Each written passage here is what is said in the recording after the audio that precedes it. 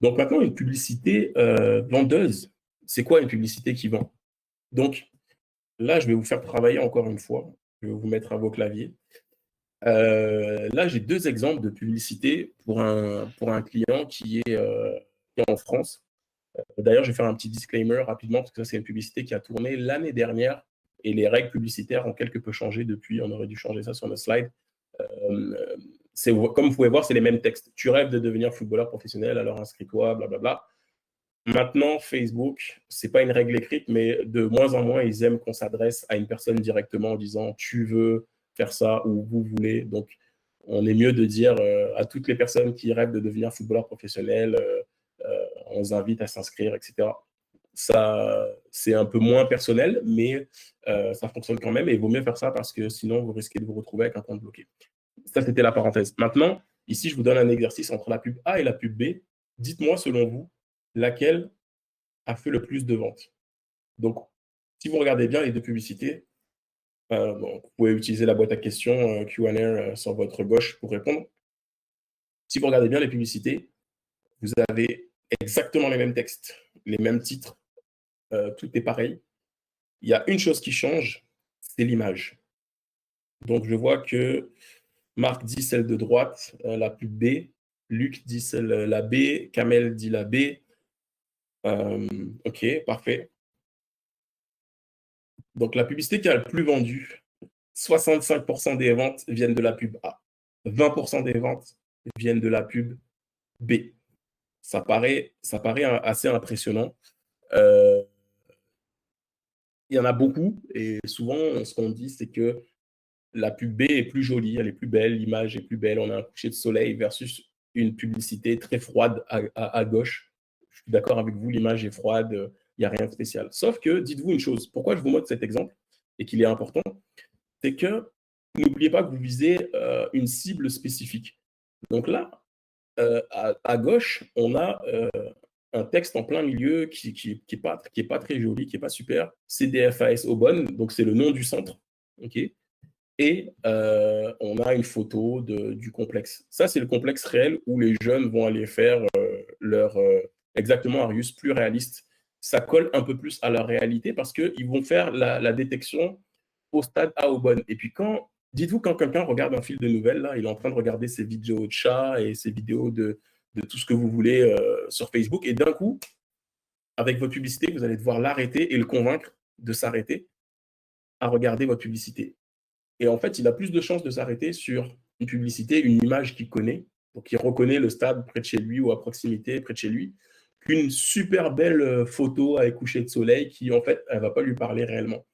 Et donc, c'est comme ça qu'on se retrouve à attirer beaucoup plus l'attention. Donc, des fois, d'avoir le plus beau visuel, et c'est encore là, on parlait d'hypothèse tantôt, dites-vous bien que vous êtes pas dans la tête de votre client. Vous imaginez ce qu'il veut, mais vous n'êtes pas dans sa tête. Et donc, c'est ça l'avantage. C'est pour ça que je dis que c'est important de faire plusieurs versions de la publicité. Parce que on va avoir une version A, B, C, D, E, F, G, et puis le client va choisir ce qui l'intéresse le plus. Moi, quand je vois ça, après, je coupe la publicité B et je laisse tourner que la A. Et là, on augmente notre potentiel de faire des ventes. Alors là, exercice numéro 2. Donc là, cette fois-ci, c'est l'inverse.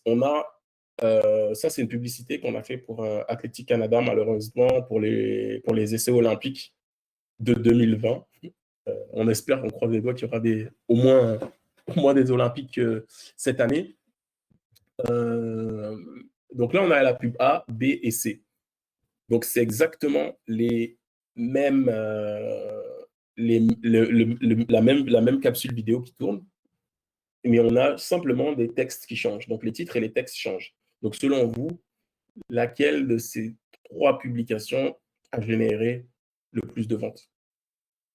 Donc, là aussi, c'est pas facile. On peut voir que l'engagement de partout n'est pas le même. Donc, je vais juste un petit instant pour répondre. La C dit Kamel. La B, bon, déjà, tout le monde n'est pas d'accord. La B, la C. OK. Alors là, ici, c'est la B. Donc, comme vous pouvez voir ici, 35 des ventes, c'est la B. La C, qui était la deuxième la plus mentionnée, comme vous pouvez voir, elle a fait aucune vente, 0 vente.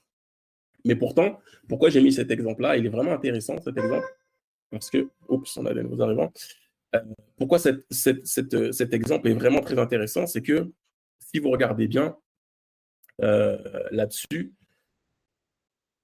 elle a fait 0 vente, mais pourtant, c'est la publicité qui a le plus d'interactions. Vous voyez, il y a 40 j'aime, 10 commentaires, 15 partages, mais il n'y a pas de vente. Et là, ce que je voulais illustrer ici, c'est que aussi, ne vous fiez pas aux likes, aux j'aime, aux commentaires, aux partages. Ça veut strictement rien dire.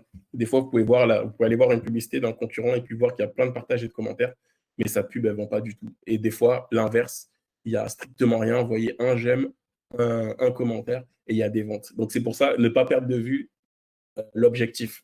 N'essayez pas de faire des commentaires et des partages. Essayez de faire des ventes si vous voulez faire des ventes. Essayez de faire des inscriptions si vous voulez faire des inscriptions, etc. etc. Donc, maintenant, qu'est-ce qui fait qu'on arrive à avoir une pub intéressante?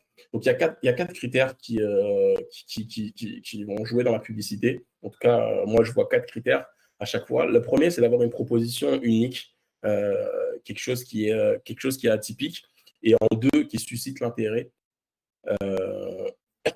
Pardon, et qui va s'intéresser à une audience spécifique. Donc là, par exemple, si je prends l'exemple de Bouge Bouge, c'était les courses de Montréal souterrain. Donc les gens vont faire une course à pied dans les galeries souterraines de Montréal. Donc là, on a une proposition unique, quelque chose qui suscite l'intérêt. Et puis l'audience spécifique, c'est pas tous les coureurs, c'est monsieur et madame tout le monde, venez courir, venez bouger dans les galeries, dans la galerie souterraine. Et puis après, il y a le sentiment d'urgence à rajouter dans la publicité. Donc là, toujours trouver le moyen de faire un sentiment d'urgence de manière pertinente. Donc là, ici, on avait lancé les ventes, et puis ça, c'était un peu vers la fin de la campagne. Donc on avait mis déjà plusieurs centaines d'inscrits à l'événement, ce qui faisait que les gens, quand tu vois ça et que tu sais que c'est un souterrain, on ne pourra pas être il y a un nombre limité forcément de participants. Donc les gens ont envie de s'inscrire et se dire, OK, waouh, il y a déjà des centaines d'inscrits. Je sais qu'il n'y a qu'un millier de places ou de 1500, je crois, le plafond. Donc il faut qu'on y aille, il faut qu'on s'inscrive vite. Donc le sentiment d'urgence est important. Donc ça peut être devenez membre aujourd'hui, réservez votre place pour obtenir votre place aujourd'hui. Les réservations se font dès maintenant, etc. Donc, à vous de créer votre sentiment d'urgence, où vous pouvez avoir tout simplement une date limite, etc. Donc, tout ça va aider dans votre publicité. Parce que le but, c'est qu'une personne, elle clique la première fois qu'elle voit la publicité. Vous ne voulez pas qu'elle clique la deuxième, la troisième, la quatrième, parce que plus elle va voir la pub, plus vous allez payer cher. Donc, meilleure sera la qualité de votre pub, plus vite la personne cliquera dessus, et moins vous paierez en publicité. Donc après, quand vous allez faire des variantes, c'est-à-dire changer l'image, changer les textes, etc., vous allez faire vos variantes sur différents critères. Le premier, c'est le titre. Parce qu'une personne, quand elle arrive sur votre publicité, ou du moins, elle n'arrive pas sur votre publicité, elle regarde son fil de nouvelles la plupart du temps, elle va tomber sur votre publication. Il y a 2 choses qui vont lui attirer l'œil, c'est l'image et ce titre-là qui est juste en dessous. C'est les 2 gros trucs. C'est rare qu'une personne arrive sur une publication et que la première chose qu'elle voit, c'est votre description ici en haut. Ce qu'elle va voir, c'est ou votre image ou votre titre. C'est la première chose qui va popper pour elle. Donc, faites beaucoup de variations sur les titres, faites beaucoup de variations sur les images. Ça, c'est important. Et puis après, on peut faire des variations, bien entendu, sur la description et sur l'appel à l'action, par exemple. Le bouton, l'appel à l'action, est important. Si je mets s'inscrire, en savoir plus, ça, c'est pas vous qui définissez le texte. Et le texte est déjà prédéfini à l'avance par la plateforme, donc Facebook, Instagram. Donc, vous avez plusieurs options. Vous avez s'inscrire, en savoir plus, acheter, etc. Mais il faut savoir qu'il y a des boutons qui sont plus agressifs que d'autres.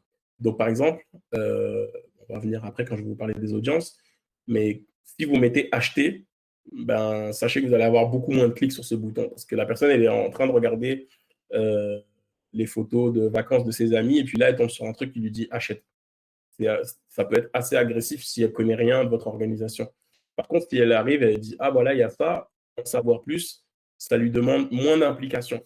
Donc, ça peut paraître plus intéressant et vous allez avoir beaucoup plus de clics, je dis bien en général, sur des boutons comme en savoir plus plutôt que des boutons acheter. Je veux pas dire qu'il ne faut pas mettre le bouton acheter. Au contraire, il y a des cas où c'est plus important de le mettre. Mais pensez à ça dans les variations de vos publicités. Et puis après, dans les formats, vous pouvez varier. Est-ce que vous voulez faire des vidéos, des images? Fut un temps, les vidéos étaient plus performantes que les images. Maintenant, les deux se valent. Ça dépend comment vous allez le faire et jouer avec. Donc, c'est ça. J'en profite en passant. Tout ça, on le montre de manière détaillée pour ceux qui veulent aller plus loin. On a une formation en ligne sur Facebook. On va vous mettre le lien avec, d'ailleurs, pour tous ceux qui participent là au webinaire, on vous donnera un code promo. Vous pourrez visualiser le module 1. Donc, il est gratuit dans la plateforme. C'est tout ce qu'on est en train de voir aujourd'hui. Donc, si vous savez que vous avez aussi des contacts de ceux dont on parle, ça pourrait les intéresser. Vous pourrez leur partager ce module 1. Et puis, on a un code promo aussi qui est valable pour jusqu'à, je ne vais pas dire de bêtises, mais peut-être jusqu'à dimanche pour accéder à la formation à 50%. Ça, on va vous le mettre dans le chat ou à un moment donné, vous pouvez nous écrire. On va vous donner cette information-là. Je le dis en passant parce que là, dans ça, on crée la publicité, on la monte de A à Z pour chaque truc. Ensuite, arrive notre système. Nous, on travaille les publicités. Après, ça nous appartient à nous, mais libre à vous d'employer ça ou de l'adapter à votre façon. Vous avez les prospects cold, warm et hot. Donc, une personne que je qualifie de cold, c'est une personne qui connaît rien à votre organisation. Une personne qui est en warm, c'est une personne qui peut-être vous suit déjà sur votre page, elle est déjà venue sur votre site, etc. Et un hot, c'est peut-être quelqu'un qui est déjà membre depuis longtemps, qui revient sur votre site, ou quelqu'un qui a été membre par le passé, ou qui a déjà été client, etc. Et puis là, vous le visez. Pourquoi ça, c'est important? Parce que quand on fait de la pub, je ne vais pas parler de la même manière à un prospect cold qui ne connaît pas notre organisation, à un prospect hot qui est déjà peut-être, qui nous connaît déjà peut-être depuis une dizaine d'années. Donc, les messages seront différents. Et ça, c'est possible de le faire. Donc, quand on fait de la publicité aussi, on redécoupe tout ça et on va dire, voilà, moi, à ce type de profil-là, les cold, je vais leur parler de telle manière. Donc là, eux, on parlait des boutons d'appel à l'action tout à l'heure. Eux, ils vont peut-être avoir un bouton en savoir plus, un message avec en savoir plus. Mais peut-être que le prospect hot, la personne qui nous connaît déjà, cette personne-là, elle, on va lui faire une publicité où elle va voir, voilà notre dernier produit, notre dernier service, notre prochaine activité. Cliquez ici pour acheter, cliquez ici pour s'inscrire. Donc, on sera beaucoup plus agressif avec elle parce qu'on sait qu'elle nous connaît, on a moins besoin d'expliquer qui nous sommes, etc. Donc, ça, gardez-le en tête, car ça, c'est quelque chose d'important. Pour Marc, on va te mettre le lien, Marc, pour l'information, pour la formation, pour répondre à ta question. On va mettre si jamais, Christopher, tu peux, je ne sais pas si tout le monde voit les questions, mais Christopher, si tu peux mettre le lien pour Marc qui demande.